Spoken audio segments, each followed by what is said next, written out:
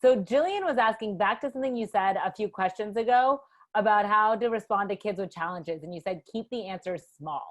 Can you elaborate a little bit more on what you mean by that? Give some examples and explain a little bit more there.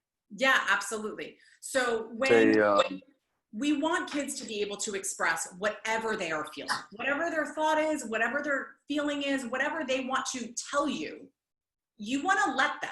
There's not the like, oh, you don't feel that way, or that's not true. Like that doesn't feel good, right? Think about a time when you were really upset and someone was like, no, you're not upset about that. Like, whatever. You're like, our kids feel the same way because they're human, right? So you don't want to negate it, but you also don't want to fuel the fire. So when your kid is like, online learning sucks, and you're like, yeah, it does. I can't believe you're not in school. I can't believe you're not in school. I miss my friends. Yeah, I miss my, like, we don't want to rile them up either.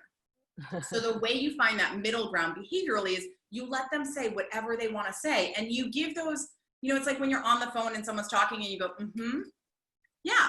It's like those signifiers to let them know that you're still there with them. You want to give them those kind of small answers of like, yeah, interesting. I hear you.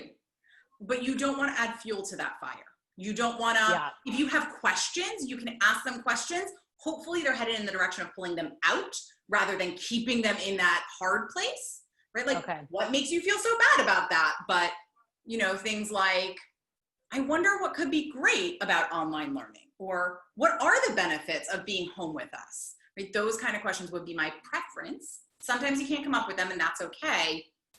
But I want you to give them like small one word, I hear you, I understand what you're saying, but I'm not engaged. I'm not getting pulled in. I'm not pulling you in either. Because you have feelings about this. And you need to be able to express them, not with your kids all the time. Yeah, no, that makes sense.